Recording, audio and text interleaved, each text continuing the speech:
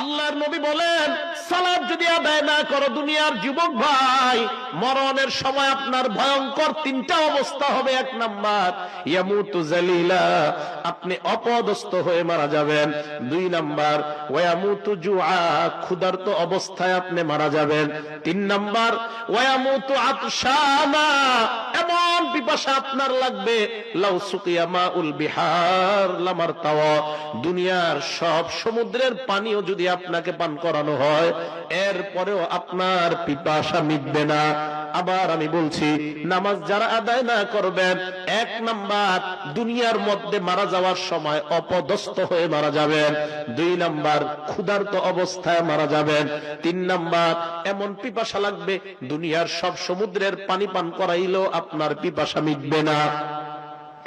এবার আপনাকে কবরে রাখার পর ইয়াদিকুল কবরু আলাইহি, আপনি বেনমাজি বান্দা, কবর এমন ভাবে আপনাকে চাপ দিবেন, হাড় গুলো একটার একটার মধ্যে ঢুকে যাবে, কটকট করে আওয়াজ হবে, কবর আপনাকে চাপ দিবে, কেন তুমি নামাজ আদায় করো না?